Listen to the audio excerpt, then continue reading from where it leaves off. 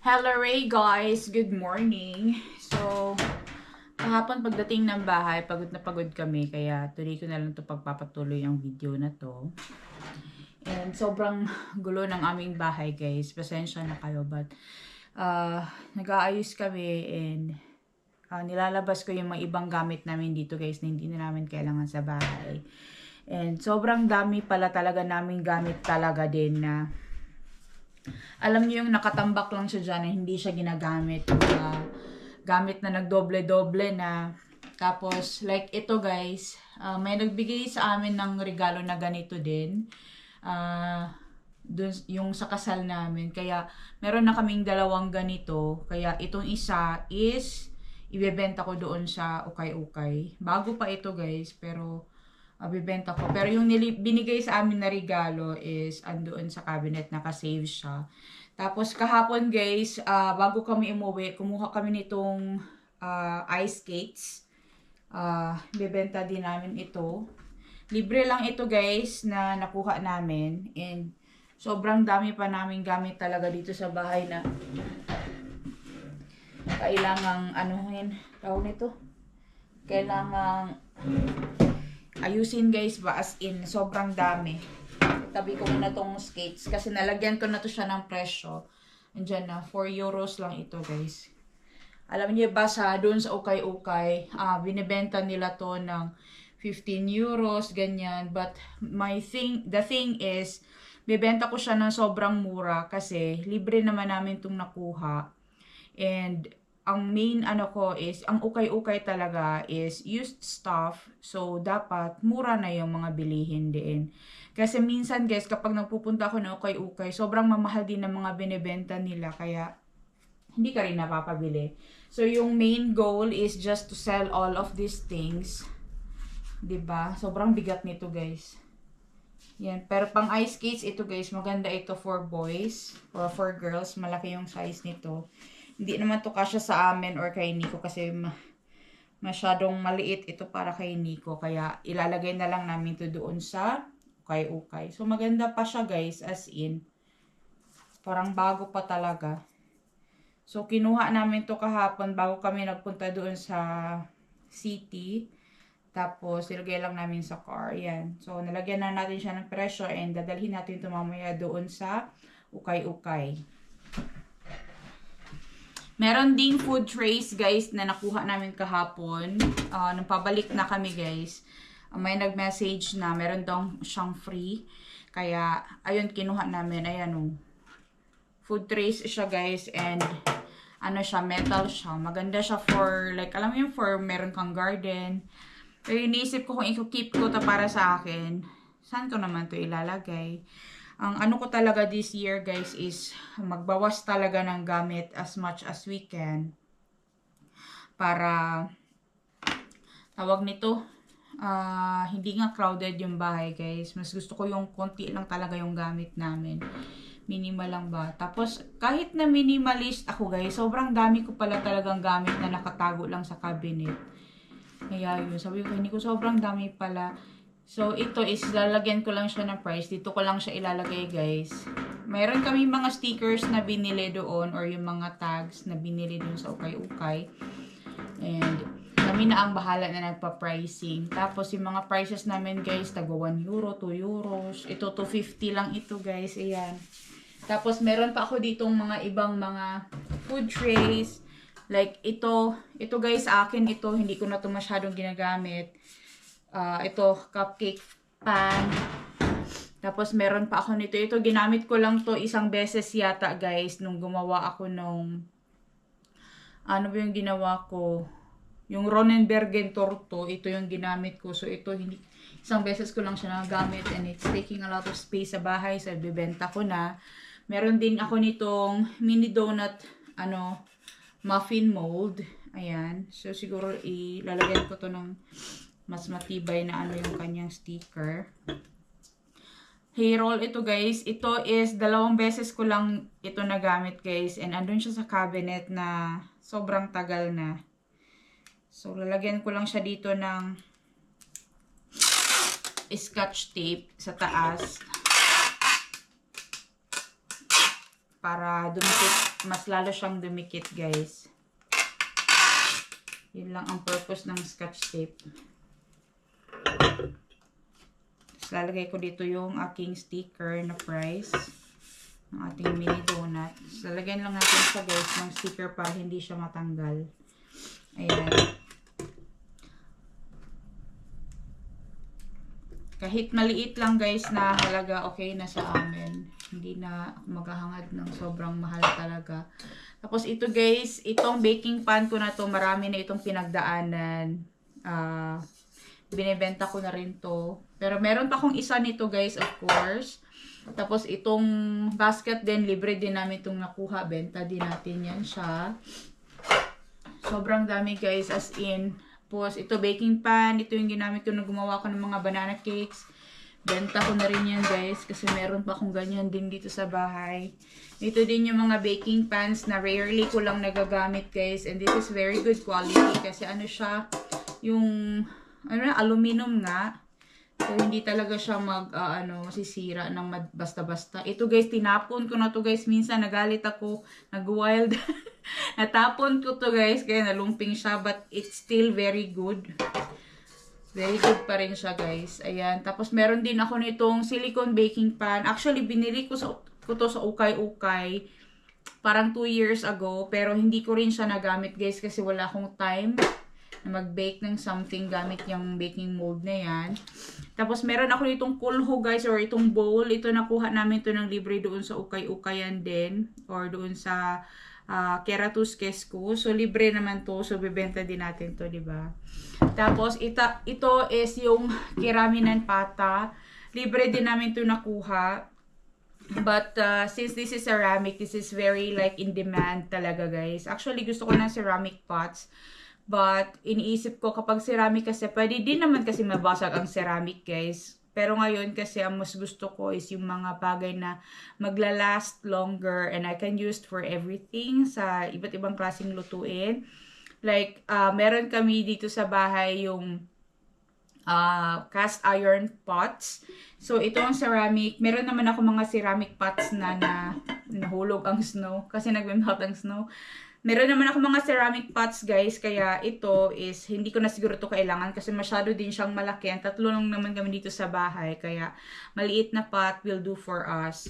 And this will take a lot of space. Kaya, instead na para sa amin, sabi ko kay Nico, ibenta na lang namin. So, benta namin to doon. And I'm pretty sure mabibili ito, guys. Kasi, itong mga ceramic pots na ganito, guys, magaganda ito. And this is very good quality. And usually, pag mga ceramic pots dito, guys, mga mahal din siya. Kagaya ng mga Le Creuset, mga ano pa ba yung mga sa British na mga brands, guys, and mga French na mga pots. Mahal din siya, guys. Almost the same as this. Yung mga ceramic, mahal din talaga siya. Kaya ito, so, ibebenta na namin to sa ukay-ukay. Meron akong ganito actually, guys, pero maliit lang. Binili ko siya ng 10 euros. So, ukay-ukay ko din siya binili. So, ito, guys, ibibenta din natin to. Ito is pagkain ito, guys. Ayan. Sobrang daming ukay-ukay, guys. Oy, so, andito yung aking mga tags, guys. So, meron din kami ditong mga stickers. Ayan. So, binili namin itong stickers kasi meron na siyang barcode. Kapag in-scan nila yung barcode, diretso na siya mapupunta yung payment na yun doon sa amin. Tapos, yung iba, guys, dinikitan ko siya ng ganito sa card. Kasi, like example, sa mga damit, kailangan ko siyang i-hang, guys, kasi ididikit ko siya diretso sa damit, hindi siya didikit yung sticker. Kailangan ko nung clothes tag, yung parang plastic nga siya, guys, na para siyang baril. Kailangan kong bumili ng ganun, pero wala pa tayong budget for that. Magtitiis na muna tayo sa patali-tali. And sobrang dami ko namang mga ribbons. Kaya, ayun. Meron pa pala ako dito isa. Ito naman is ano ito, guys, basket. So, meron kang pot, pwede mo ilagay dito. And it's also very good decoration. So, bibenta din natin to, guys. Kasi, hindi naman natin ito gagamitin sa bahay. Andun lang to sa cabinet ko, guys. Hindi ko alam gaano katagal na yan siya andoon. So, Ito ang tawag sa Finnish Scori or basket. So, bebenta lang natin yan siya. Mura lang guys, yung mga prices namin from 50 cents. Ang pinakamahal is 10 euros.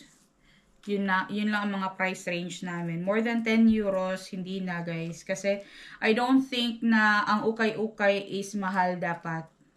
Tsaka most of the stuff naman is libre naman naming nakuha or binigay sa amin. Kaya mura lang din namin siyang ibebenta, diba? Para ano lang tayo doon ng renta natin guys sa ukay-ukayan. Ayun. So, ito guys, kapag mga ganito, buti na lang ito merong sabitan. Kung wala itong sabitan, hindi ko pa ito mabibenta kasi kailangan ko itong lagyan ng yung, parang nga siyang gun na ano, para sabitan. Basta clothes tag ang tawag nila doon na hindi mabubutas yung mga damit. Ayan. So, dadalhin natin to today doon sa ukay-ukay guys. I-ano namin yan doon sa ukay-ukay today.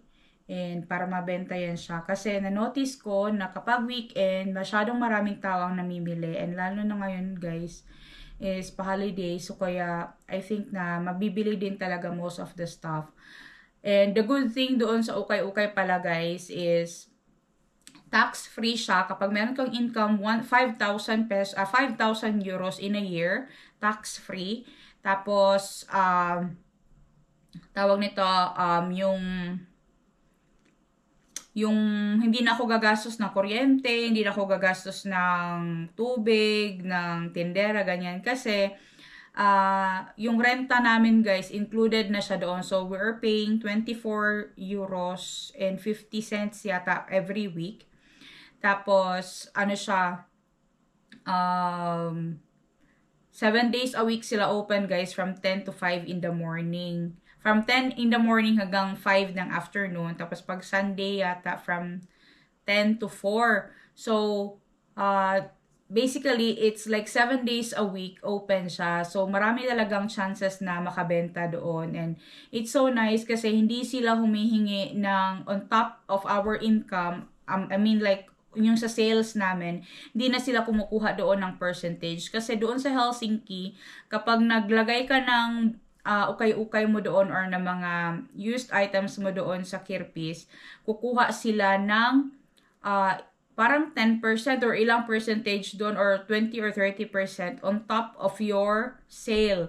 Pero dito guys, hindi na sila kumukuha, which is very nice. So, papakita ko naman sa inyo ngayon yung mga clothes guys na nakuha namin doon sa ukay-ukay kahapon. And of course, yun is ibebenta namin. But, for a very cheap price, like 1 euro, 50 cents, ganun lang. Kasi libre lang naman namin siyang nakuha.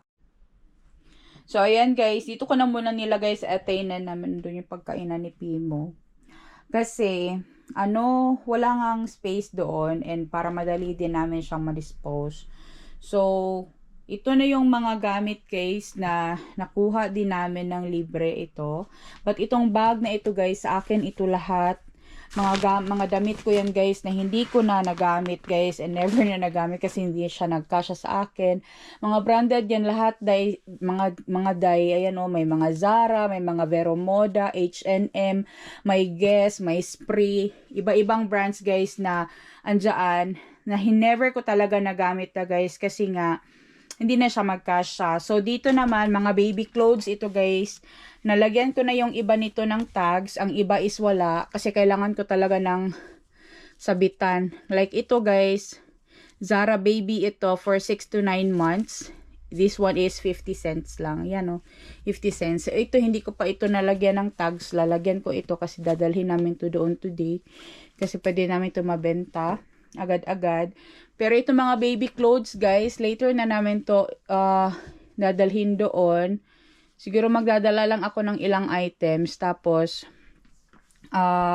may mga paninda pa kasi doon guys. So, pag meron ng space, so dadalhin ko ito pahinay-hinay doon. Tapos, ito guys, nakuha din namin ito kahapon ng libre.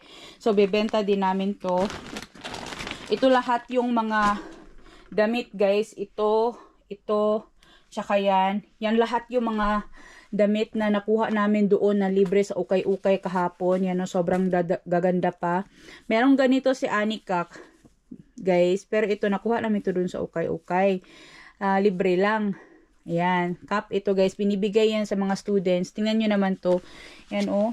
Sobrang gaganda ng mga damit. As in guys, grabe. Sobrang gaganda. And mga kids clothes. Of course, ito, mura lang natin to ibebenta. O, hindi natin mamahalan. Tigo 1 euro lang, ganyan. Enough lang na makaano ba? Makarolling. Makabawi sa aming gasolina, ganyan. At saka doon sa renta, diba? Tapos ito, meron siyang dirt konti. Lalabhan ko to guys. Oo. Lalabhan ko to.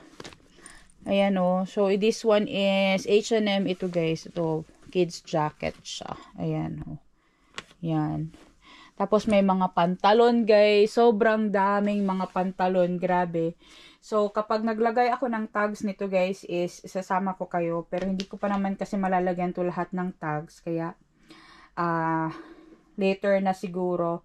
Gagawa ako ng video, of course. Sasamahan nyo ako. Maglalagay tayo ng tags ng mga damit na to guys. Tapos ito, pwede na namin itong dalahin doon. Tsaka itong blanket. Actually, itong blanket na to guys, sa IKEA ito. Pero, bago siya. Ayan o, meron pa siyang tag. Yan. Ganito yung mga blanket na pinahiram ko kay Julie. Or doon kay Chris. Para gawin nilang table covers. White kasi siya na cloth guys. So, pwede siyang gawing table covers. Ito yung, ganito din yung, ito yung ginamit namin sa kasal namin. The same. And meron ako mga sobra. Ayan. Bago pa ito, dalawa lang yung sobra guys. Kaya, ito is ilalagay natin to doon sa ating ukay-ukay. Diba? Bago pa, pero nasa ukay-ukay na. San ka pa? Ito naman is baby's blanket and pillow. Ayan. Uy, matabuntis guys. So, unsahan ko man eh. Diba? Kaya, ilalagay natin yan doon sa ukay-ukay.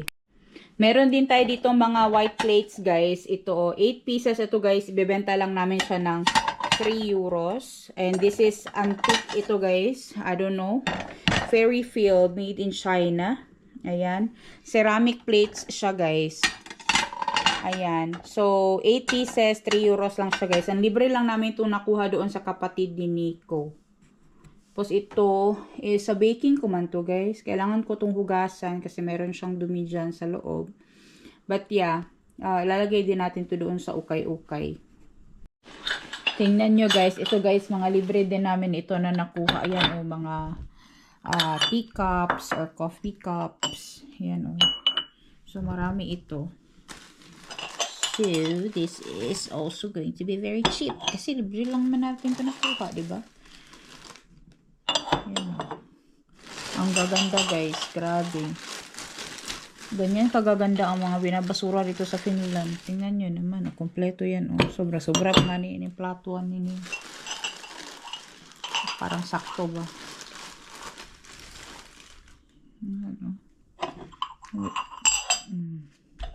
Diba? 1, 2, 3, 4, 5, 6. Tama ba? Hindi na ako kabalong maihap. 1, 2, 3, 4, 5, 6, 7, 8, 9, 10. Parang 12, 11 na ni. 11, 1, 3, 4, 5, 6, 7, 8, 9, 10, 11. Mga ganito. 1, 2, 3, 4, 5, 6, 7, 8, 9, 10, 11, 12. No. Naalis yung isang pair nito ba kaya ito binigay. Basag siguro ang isang cup. Pero ang ganda diba guys? Yan o. Diba? Ang gaganda. Magkano natin ito ibibenta? Maybe let's sell this year eh, daddy. Don't touch it hyvä. Joo, ei me tarvitse mennä muumiin. Nee, we don't need this one guys kasi may muumin man kami na mugs. So, this is too small. Ganito kasi ang inuman namin ng kape dito sa bahay guys. So, it's weird size. Yeah, it's weird size. But this is good. Usually this kind of cup, there's this small ear. Small ear? And for my finger, it's not Yeah, but this Moomin cup is best as well for us. Kyllä. Yeah. So, ito guys, bibenta natin to. Set natin to ibebenta lahat. O, diba? Ang gaganda guys. Sobrang dami pang basura doon guys. Yung iba, yung mga damit guys,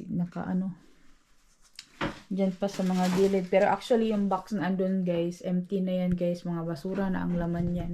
Kailangan lang namin itapon. Tapos meron pa doon yung isang box guys na puno pa yan ng mga plato na nanggaling doon sa kapatid ni Nico. Yan na naman ang isusunod namin. Pero ito, gagamitin ko to para doon sa mga kids clothes. It means like in this box, it starts at 50 cents. Kasi magdadala kami nung isang box guys ng kids clothes doon for display. Tapos ito, mga cookie cutter ito guys. Ayan. Itong cookie cutter na to, actually hindi ko naman to kailangan. Ito. So, ito siguro is, dadalhin na rin siguro natin ito doon. Para magamit ito guys. Kasi, ano yung paggagamitin ito? Ito din. So, itong mga cookie cutter na to, ipagsasama ko na yan siya. Tapos, para madala na namin to today. Doon sa ukay-ukay display, diba? Benta lang natin ito ng mura guys. Mga bamuro lang, 50 cents. Mga ganyan lang, okay. Para mahalin siya agad ba? Para bagong ano na naman, bagong display na naman ang ilalagay natin doon, di ba? Since ito naman guys is bago siya, pero ilalagay na natin sa ukay-ukay and never been used pa siya guys. So pwede natin ito siyang lagyan ng mga 2 euros, ganyan. Ganyan lang yung mga prices natin guys kasi kung masyadong mahal, hindi siya mabibili. At least ito guys is hindi siya nasisira yung paninda na ganito. And actually, nag-e-enjoy ako guys sa ginagawa ko na ito na ngayon. As in, yan o, 2 euros na yung price niya. So, lalagyan ko siya kung ano ito. So, lalagyan ko peto. Peto or lakana. Ayan. Depende sa kanila paano nila gagamitin. Kasi ito guys, itong sa IKEA, inano ko lang siya, tawag nito. Ginawan ko lang siya ng paraan para maging table cover. Kasi mahal kasi ang mga table covers guys. Kaya ito ang naisip ko noon that time. Anyway, DIY ba? Diba? DIY. Lagyan natin ito ng presyo. Hindi ko palagyan ng presyo. Tapos ito naman siya guys. Hindi na namin sinusulat kung ano yung mga codes. Kasi sila na mismo ang nagsusulat. Kasi kapag na-scan nila to guys, susulat na siya diretso doon. Kapag nagbigay sila ng bayad sa amin every week namin kukuhanin. Kasali na rin yung mga codes guys. Kasi itong sticker, meron siya mga codes kung saan kapag sinascan nila guys, diretso na siya. So, diba, nakatipid tayo sa manpower. Ang effort lang talaga pinaka-effort lang talaga ang ginawa namin dito is yung pag-collect ng mga items, pag-drive around para kuhanin yung mga items, and yung paglagay ng tags and pag-display, yun lang. So, hindi na kami magbabayad ng tendera, ganun. So, it's good thing na doon din is meron ng traffic of customers kasi marami din talaga ang nagpupunta doon guys para mamili ng ukay-ukay. And yung mga clothes guys na mga bata, mura ko lang yun ibibenta guys. Sobrang dami ko na actually nalagay doon na 50 cents lang, 3 piraso, 1 euro, ganun. Kasi mga libre lang naman yun. Tapos ito guys, ibebenta din natin to. Pwede natin ibenta to ng mga 5 euro. Diba? Yan. Benta natin siya ng 5 euros. Hindi ko alam anong tawag nito. Tatanungin ko si Nico. Lalagyan ko lang siguro ng ganito siguro para masabit siya. Para hindi siya mawala ba. Ayan, so gusto kong bumili nung mga nung mga pang for tagging, pero next time na lang siguro guys kapag meron na akong pera for that. Hindi naman siya ganun kamahal, but since meron pa naman akong something na pwedeng magamit, then I can recycle this. Kasi ito guys, mga ribbon ko ito dito sa bahay na sobrang tagal na ito guys, hindi ko alam ilang taon na ito andito. andito sa akin. Nakalagay lang to sa mga boxes. Kaya, gagamitin natin yan siya. Kasi, bawal magsayang. Diba? Bawal magsayang, guys.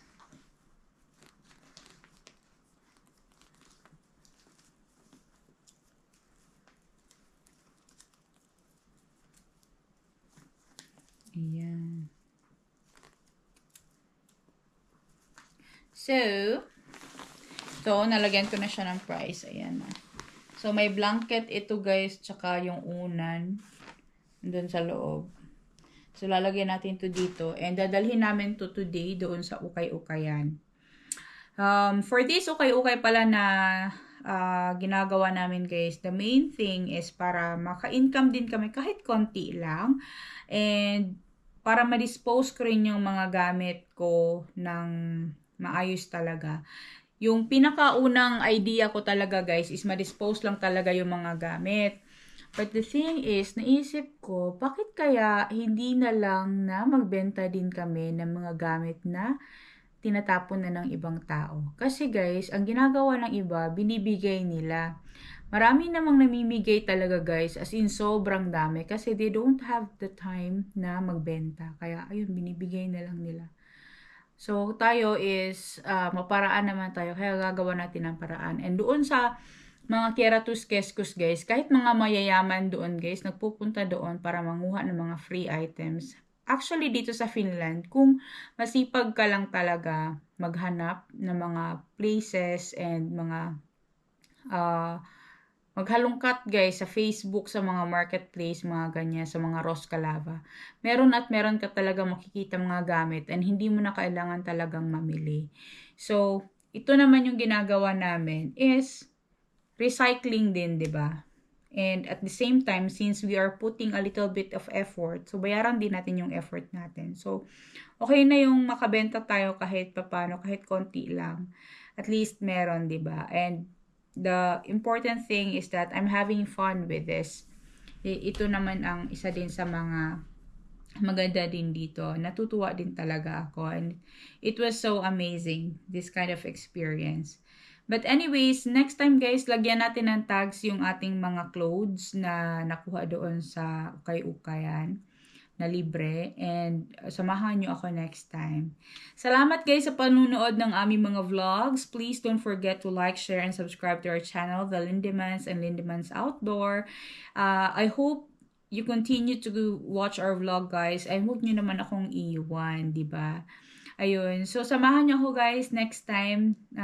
Maglagay tayo ng mga tags or maglagay tayo ng mga prices doon sa mga ukay-ukay guys na nakuha natin doon sa Kieratus Keskus. Ayun. So, ibebenta natin siya, 'di ba? Paraan ba? Kasi nag-iisip din ako ng another way of yung income nga na hindi masyadong effort. So, ito naman, may effort siya pero hindi naman siya ganun ka-effort. Ayun. But anyways, yun lang guys. I hope to see you in the next one. Hey, hey!